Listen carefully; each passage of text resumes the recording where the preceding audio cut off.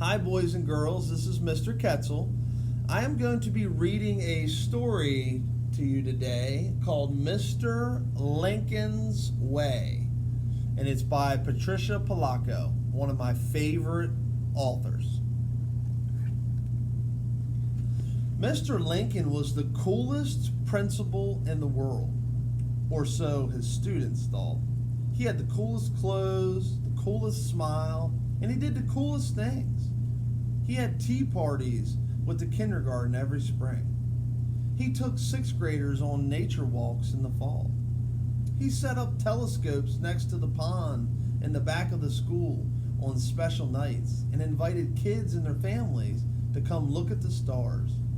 Mr. Lincoln was just plain cool. Absolutely everybody thought that except Eugene Esterhazy. Mean Gene is what everybody called him. He would sass the teachers and beat up other kids on the playground. He was no student at all. He drove Mrs. Dunkel crazy in English, and Miss Chu wanted to drop him from art. And he was a bully. He always seemed angry and picking on kids and calling them names. He's not a bad boy, really, Mr. Lincoln would say. Only troubled. To just about everybody in school, though, Eugene was trouble, spelled with a capital T.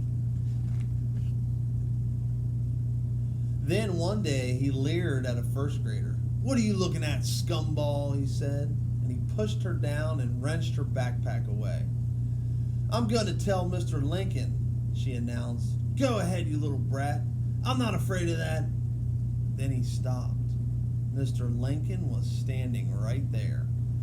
The bell rang and Eugene scurried away.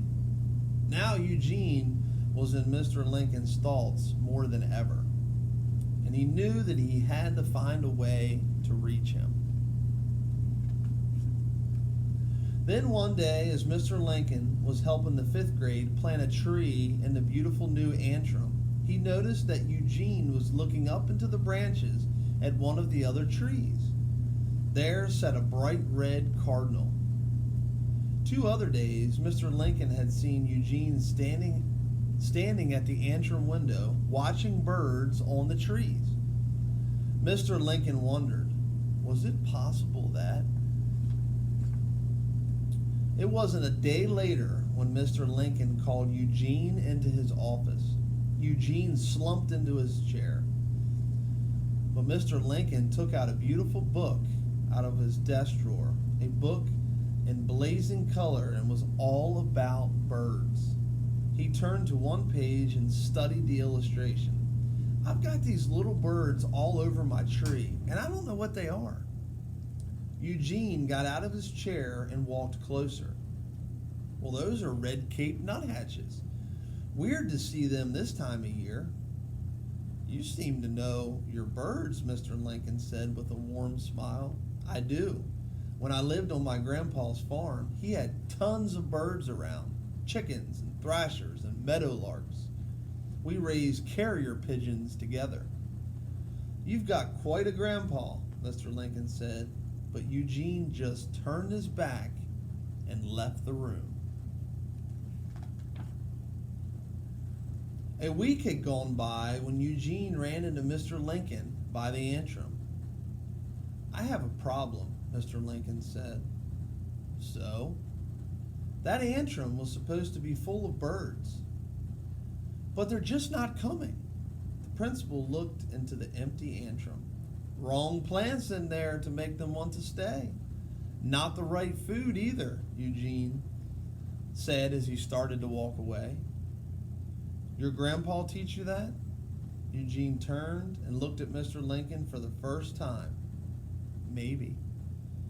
"Do you suppose you could help us attract birds here to our antrim, Eugene?"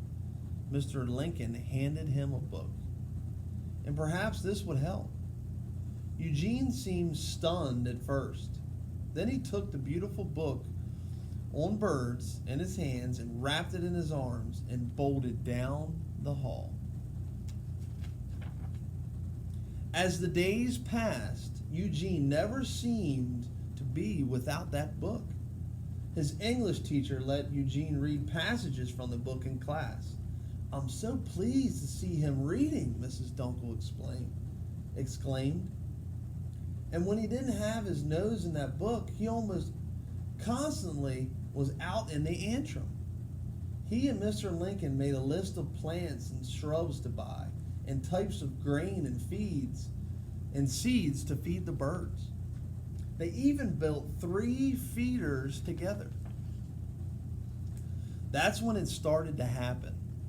The birds began to come, the nuthatches, the bluebirds, and many colored finches. So many different kinds that the whole school stood from time to time just to watch the wonder of them all in the antrim. Eugene seemed genuinely happy. He didn't even tease other kids anymore. Then, one day, Miss Chu burst into Mr. Lincoln's office. "There's 2 mallards nesting in the antrim." Mr. Lincoln rushed to the hall, and sure enough, there in the antrim were a male and a female mallard. And there was a nest in the southeast corner of the antrim. Mr. Lincoln saw Eugene on the other side, giving him a thumbs up. "I was hoping that they might be a mating pair," Eugene said one day as he and Mr. Lincoln looked at the 5 perfect eggs in the nest. "Just one problem. The ducklings will need to be near water. They need to get to the pond outside, and they can't fly out over the top like their parents." "You'll think of something, Eugene. I know you will," Mr. Lincoln said, and he put his hand on Eugene's shoulder. It was nice that Mean Gene wasn't mean anymore. It was only 3 days later that there was a commotion in the hall. Mrs. Belding rushed into Mr. Lincoln's office with Eugene in tow. Mr. Lincoln looked at Eugene in disbelief. "What happened?" "I'll let Eugene tell you," Mrs. Belding trumpeted. But Eugene said nothing. He just sat, looking hateful and defiant.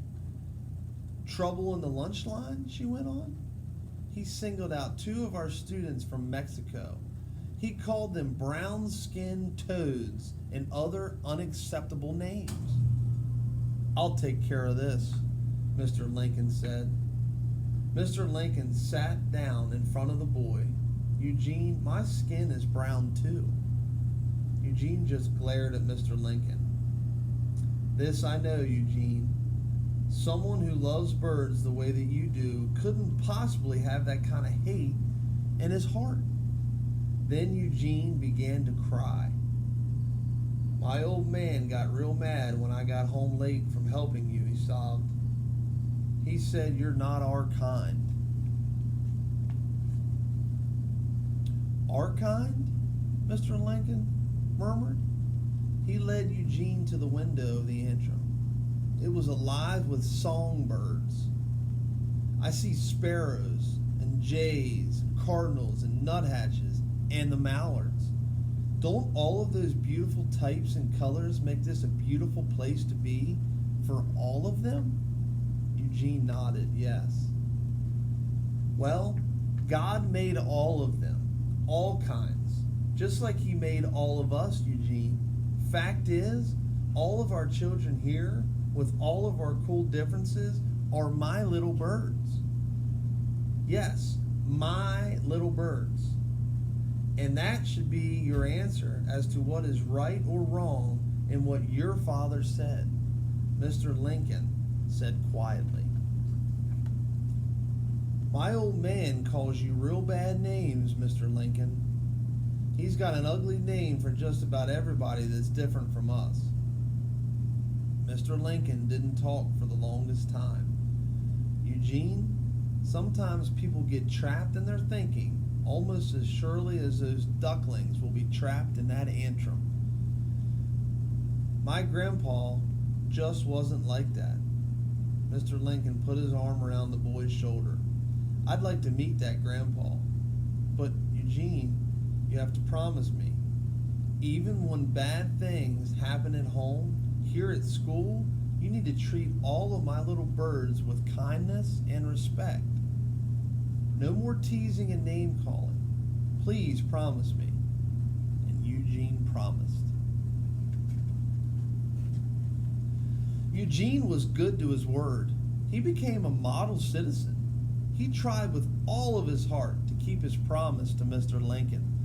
Then, one bright morning, Eugene stopped at the entry window and the eggs were starting to hatch. He ran from room to room and brought the whole school to watch. The ducklings were hatching one by one. At first they were wet and unsteady, but in a short time they were fuzzy and racing about. As the days passed, the mallards' parents flew out of the antrim, landing on the pond just behind the school. They were leaving their babies for longer and longer periods of time. Eugene and Mr. Lincoln knew that time was approaching when they would need to get the ducklings out of the antrim and into the pond. And they had a plan. When the big day arrived, classes were asked to stay in their rooms. Then Eugene and Mr. Lincoln opened the door to the antrim and stepped in. They had both practiced saying, like the mallard parents. Now they talked to the ducklings, coaxing them to follow. The father mallard waddled up to the doorway of the antrim and peered down the hall. At the end of the hall, the father mallard would see the lawn and the pond, and Eugene would call. The mother came out first. Then one by one her babies followed. Eugene walked down the hall, calling to them over and over as the family waddled behind him. Then all at once the mother and father took the lead and the ducklings scurried after them. At the outside doorway they stopped for a moment.